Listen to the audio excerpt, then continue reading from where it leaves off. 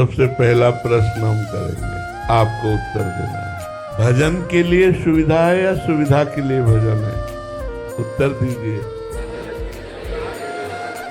जी। भजन के लिए सुविधा है। पक्का दिमाग में है?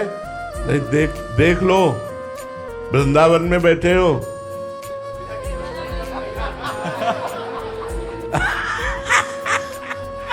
चेंज हो गए महाराज। अब देख लो, मतलब हम इसीलिए पहले प्रश्न किया है। भजन के लिए सुविधा जिनकी है वो हाथ खड़ा करें, और सुविधा के लिए भजन है वो हाथ खड़ा करें। ज्यादा दूसरे हाले ठीक है, आप लोग हमारी बात को समझिए। भगवान ने सुविधा दी है भजन के लिए। भजन अविनाशी है। अविनाशी भजन के बदले में सुविधा मत मांगो यार, धोखे में हो जाओगे। सोने का सिक्का दे करके व्यर्थ की वस्तुएं, खिलवाड़ की वस्तुएं खरीदना ऐसा समझो है। यह अविनाशी राम नाम, कृष्ण नाम, हरि नाम, राधा नाम, और इसके बदले में सुविधा भोग, आखिरकार वो तो प्रारब्ध के अधीन आ ही जाएंगे। जैसे पलक बिना किसी प्रयास के झपकती रहती है, ऐसे सुख और दुख, धन संपत्ति, ये प्रारब्ध के अनुसार आ जाएगी। कैसे हमारी सुख सुविधा बढ़ जाए, फिर हम भजन करेंगे। माया अवसर नहीं देती। अभी भजन कर लो, ये सब होता रहेगा। बोले भगवान मैं आपसे प्यार करता हूँ, बोले रुको, चलो रुपया, वाहवाही, यही सब दे देते। अगर इनमें फंस गए तो झूठा कहेगा। प्यार कभी बिकता नहीं, प्यार कभी बिकता नहीं, और प्यार कभी झुकता नहीं। ध्यान रखना, किसी भी विषय के आगे कभी झुकता नहीं है। अगर प्यार झुक गया, बिक गया, तो प्यार नहीं, वो ड्रामा था, नाटक था। ऐसे ही भगवान के लिए है कि अगर हमारा प्यार है तो हम किसी विषय में झुक न जाएं, किसी विषय में बिक न जाएं। इतनी परीक्षा तो होगी यार, कैसी बात करते हो? आप हमारे पास आना चाहते हो तो इसका मतलब है आप हमको खरीदना चाहते हो। प्रेम में बिक जाना होता है। जितना भरोसा दृढ़, जितना आश्रय तो स्वामी को अधीन होना पड़ता है। सेवक की सेवा स्वामी को अधीन करवा लेती है। तो मेरे भगवान से जब कोई कहता है ना कि मैं प्यार करता हूँ, तो कहते रुको, हम डाल के सिक्का देखते हैं तो हमें प्यार करते हो या हमारी माया से प्यार। इसीलिए कंचन, कामिनी, कीर्ति, ये तीन का प्रभाव बड़े जोर का है। जैसे बच्चा खिलौने छोड़कर रोना शुरू करता है तो माँ उसको अपनी बेटी भेजती, परिवार के भेजते। ऐसे अंतिम बात में रिद्धियां सिद्धियां भेजी जाती। अंतर्ध्यान हो जाना, बहुत रूप हो जाना, सबके मन की बात जान लेना, पहाड़ में भी प्रवेश कर जाना, एक ही समय में कई जगह उपस्थित रहना। ले ये चमत्कार, अगर इनको ले लिया तो भी गए। अंतिम समय रिद्धियां सिद्धियां भेजी। जब इनसे भी हट गया मन, इनको भी स्वीकार नहीं किया, तब भगवान आकर मिल जाते, तब गले लगा लेते। दूसरे की जरा सी गलती में वो अंगुली उठा दी जाएगी। वो अपनी ढेर सारी गलतियां हैं, उनको चुपचाप गुप्त रख लिया, उनको माफ कर दिया, उनको क्षमा कर दिया। हमें लगता है परमार्थ का पथिक अपनी गलतियों को क्षमा नहीं करता, उसका प्रायश्चित करता है, और दूसरों के बड़े से बड़े अपराध को क्षमा कर देता है। क्षमा कर देते हैं, बट वो इसको हमारी कमजोरी समझ लेते हैं कि ये मतलब कमजोर है। नहीं, संसार में सबसे बड़ा बलवान क्षमावान है। और आप ये समझ लो, आप जो दंड नहीं दे सकते थे, उससे बड़ा दंड आपका क्षमा उसको देगी। उमा क्षमा सापहु ते भारी, अपने कर्म जाय अपकारी। अगर सही दंड देना तो क्षमा कर दो, अगर वास्तविक उसे दंड देना तो क्षमा कर दो तुम। तो फिर देखना उसको जब सरकारी विभाग से दंड मिलेगा ना, भागवती विभाग से, तो उमा क्षमा सापहु ते भारी। साप दे दिया तो नियत दंड मिलेगा, और क्षमा कर दिया तो भरपूर दंड मिलेगा। उसे छोड़ दो, भगवान के ऊपर छोड़ दो, क्षमा कर दो। लेकिन हमारे ऊपर करे हम क्षमा कर देंगे, लेकिन हमारे धर्म के ऊपर, हमारे राष्ट्र के, इसलिए बोले कि हर जगह क्षमा ही नहीं काम करती, कहीं कहीं क्षमा बड़ी निंदनीय होती है। अब कोई किसी बहन बेटी को छेड़ रहा है, आप वहां से क्षमा करके चले जाओगे? कोई अत्याचार कर रहा है किसी गरीब पर, किसी निर्बल पर, आप वहां क्षमा करके चले जाओगे? नहीं, वहां चाहे हमें प्राण चले जाए, हम वहां क्षमा नहीं करेंगे, उसकी रक्षा करेंगे। ये बात ध्यान रखिए। जादू, माया का जादू, संसार की भोगों में भगवान की माया का जादू है। इसीलिए बड़े बड़े प्रलोभित हो जाते हैं, बड़े बड़े प्रलोभित हो जाते हैं। हाँ, खूब भजन साधन हो रहा, खूब ठीक से चल रहे, नाम जप कर रहे। महाराज जी प्रणाम। और महाराज जी आप थे। जादू जादू। अब भगवान अंतर ध्यान वही महाराज जी प्रणाम, वही दिमाग, जादू। तुम केवल अकेले लड़ने वाले हो, पूरा संसार तुम्हारे विरुद्ध खड़ा हुआ है। ऐ साधक, पूरे संसार को परास्त करना है, तब भगवत तब प्रेम प्राप्त होगा। और जी फिर कह रहे हैं कि बहुत बड़ा युद्ध है। अब इसीलिए तो बड़े योद्धा के पीछे बने रहो, तो आगे वो निपटाता रहेगा, पीछे रास्ता खाली मिलता चला जाएगा। इसीलिए संतों का संग किया जाता है। चिंतन न हमारा कोई घसीट पावे, चिंतन न घसीट पावे, सबसे बड़ी बात होती है। क्या है माया का कार्य? क्या है? चिंतन को घसीट करके समय व्यर्थ करवा देना। हमारा चिंतन न घसीट पावे। बहादुर वही साधना करने वाला साधक है जिसका चिंतन रुपया न घसीट पावे। विपरीत शरीर न, स्त्री साधक है तो पुरुष शरीर न घसीट पावे, पुरुष साधक है तो स्त्री शरीर न घसीट पावे। मान प्रतिष्ठा प्रणाम नमस्कार, ये कोई भगवत चिंतन न घसीट पावे, सो बहादुर। नहीं तो यही तो चिंतन घसीट करके इसी में तो लगाएंगे। बहुत विचित्र माया, बहुत विचित्र भगवान की माया। हमारे दूल्हा व्यक्त है ना, सबसे बड़ी समस्या तो ये है, कभी कभी बड़ी गुस्सा लगती है कि हो यार फिर भी पर्दा। महाराज जी आप बात कीजिए। बात क्या, लड़ाई लड़ते हैं तो उनसे लड़ते हैं कि सबको फंसा के डाल दिया है, फंसा के डाला। अरे कम से कम विषय सेवन में लगे थे महाराज, विषयों से हटा दिया और खुद छुप गए।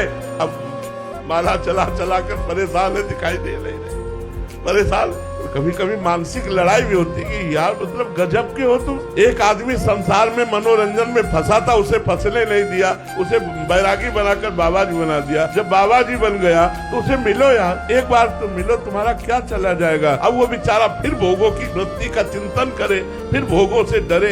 एक बार आप दिखाई दे दो, दूसरा देखने की इच्छा ही न हो, कुछ पाने की इच्छा न हो। पर अभी एक पता नहीं किस घड़ी का इंतजार कर रहे हैं, शायद हमारे तड़पने का इंतजार कर। महाराज जी आपने जैसे बोला तड़पन भी तो वही देंगे। हाँ बिल्कुल, तड़पन भी वही देंगे। और ऐसे ही आएगी तड़पन जब हम भोगों को भोगते नहीं, हमारे हृदय में प्रबल लालसा होती है और वो मिल नहीं रहे हैं, तब रोना आता है। और वही रोना धीरे धीरे सकिल कर विरह बन जाता है। फिर लगता है हाँ नाथ आप कैसे मिलोगे। जब हम भ्रमण करते थे तो महोबा से हमें वाराणसी जाना था, तो एक भक्त ने टिकट कटवा दी ट्रेन की। अब हमें ज्यादा संसारिकता का ज्ञान तो है नहीं, तो जनरल की टिकट थी और उन्होंने 3 स्टेशन की टिकट कटवाई और महोबा से हमें वाराणसी जाना था और बैठाल दिया हमको अच्छे वाले उसमें। अब इसके बाद जब गाड़ी चली तो पूरा फोर्स आ गया और सबसे टिकट मांग रहा था। तो हमारे पास भी टिकट थी, हमने टिकट दिखाई, बोले जनरल की टिकट है, आप बैठे कहाँ हो। हमको इसका ज्ञान नहीं, हमको बैठाल दिया उन्होंने और बोले 3 स्टेशन की टिकट है, आप कितने स्टेशन पार कर गए, कहाँ जाना है आपको। हम कहा वाराणसी। अब वो तो अधिकारी थे, वो अपनी रुआब में बात कर। इतने में एक आदमी ऊपर लेटा हुआ था, वो तुरंत उतरा और उनसे अंग्रेजी से बात की और पैसा दिया और कागज वाली टिकट हमको दी और कहा महाराज आप निश्चित होकर जाइए, अब आपसे कोई बात नहीं करेगा। और वो लोग चले। ये कौन था? ये केवल परमात्मा का भेजा हुआ व्यक्ति था, जिससे हम कोई परिचय नहीं जानते, जिससे हमने कहा नहीं, कोई संकल्प नहीं बना और वो व्यक्ति हमारा सहयोग करता है, तो हमारे परमात्मा के द्वारा भेजा हुआ है। और जो हमारे परिचय का है, जो हमारा संकल्प लगा, हमारी इच्छा लगी, वो परमात्मा भेजा हुआ नहीं है, वो मेरे परिचय का है। परमात्मा का भेजा हुआ व्यक्ति अपरिचित, संकल्प रहित, इच्छा रहित, तब माना जाएगा।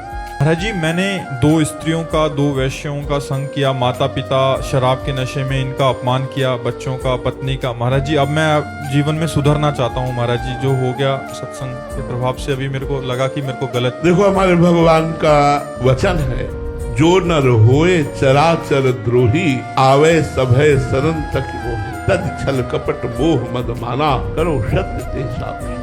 चाहे पूरे चराचर का द्रोह हो, गलतियां हो जाती, मनुष्य शरीर है, हम सबसे गलतियां हो जाती हैं, हम सुधार करें। जैसे आप कह रहे हैं मैं सुधार करना चाहता हूँ, तो धन्यवाद। आप नाम जप कीजिए, शास्त्रों का स्वाध्याय कीजिए, सत्संग सुनिए, पवित्र भोजन पाइए, माता पिता के चरण छुइए, उनके अनुशासन में रहिए और अब गलत काम मत करना। तो भगवान कृपा करके अहम त्वाम सर्व पापेभ्यो मोक्षयिष्यामि मा शुचा, भगवान कह रहे हैं अहम त्वाम सर्व पापेभ्यो मोक्षयिष्यामि मा शुचा, मैं तुम्हें समस्त पापों से मुक्त करके पवित्र कर दूंगा। गलती हो जाना स्वाभाविक है क्योंकि माया बहुत प्रचंड है, लेकिन उसी गलती में पड़े रहना ये ठीक नहीं। गलती का सुधार करके हम भगवत मार्ग में आगे बढ़े, हम अपने जीवन को सार्थक करें। अब तक जो किया वो किया, आगे मत करना। वृंदावन में बैठे हो, नियम पक्का लेना, राधा राधा जपना, माता पिता की सेवा करना, मातृ देवो हो पितृ देवो हो, वो गंदे आचरण मत करना। एक दिन एक सखी बड़ी मस्ती से गाती चली जा रही थी, प्रिया बदन छवि चंद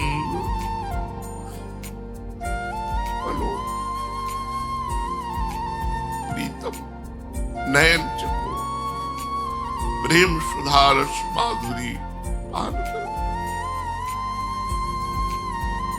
अब कानों में ऐसा लगा जैसे कोई अमृत पिला रहा हो, और तो पीछे पीछे चलने लगे।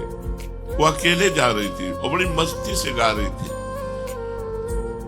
जब उसने पीछे देखा कोई लाल वस्त्रधारी, उसका क्या है बाबा, तो चेहरा देखते ही आंसू देखते ही समझ गई कि भाव में है। तो उनका सखी है, हमको ग्रंथ ला के देगी, किस ग्रंथ से आप गा रही थी? तो वे बोले वो बाबा ये ग्रंथ पढ़ने से बात नहीं बनती, राधा वल्लभ जी का होने से बात बनती है। तो हमने कहा हमें तो पता नहीं कैसे राधा वल्लभ जी के हुआ जाता है। देखो हम बचे थे कि हम इस संप्रदाय में, उसने कहा मंदिर में राधा वल्लभ जी के जाओ, और किसी को जानते हो तो पूज्य श्री मोहित महाराज जी हमको रोज दोनी देते थे और चरणों में तुलसी दल चढ़ा। हम कहो बोले बस उन्हीं से जाके कह दो मुझे राधा वल्लभ जी का बना दो। पूरी परिक्रमा ऐसे जैसे हवा चली हो, भागते हुए परिक्रमा देते हुए गए, और परिक्रमा पूरी करके दौड़ते हुए मंदिर गए। आराम मुद्रा में ऐसे बैठे होते तो आचार्य ही है, और मुझे उस समय बिल्कुल श्री जी हमारे दिमाग में छाए हुए। गए और साष्टांग दंडोत किया, हम कहा महाराज जी मुझे राधा वल्लभ जी का बना दो। तो आनंद गोस्वामी जी ऐसे ताली बजाए, हंसे, बोले बाबा मुझे पता था फंसेगा, मुझे पता था तू फंसेगा, क्योंकि जब तू राधा वल्लभ लाल जी को देखता था तो ऐसा लगता था ये फंसेगा बाबा फंसेगा। तो बोले बहुत श्री जी की कृपा। तो पूज्य श्री मोहित महाराज जी ने कहा पूज्य श्री राधेश लाल जी से आप ये प्रार्थना कीजिए। हम कहा नहीं, हमें आदेश हुआ है आपके लिए, आप हमें श्री जी का बना दीजिए। जय जय श्री राधेश लाल जी भी विराजमान थे। उन्होंने कहा कि अरे देर क्यों, श्री जी का आदेश है, चलो शुरू। तो अपने पास से उन्होंने कंठी मंगाई, हमारे पास 1 रुपया नहीं रहता था, कंठी मंगाई, कंठी बांधी और शरणागत मंत्र दिया।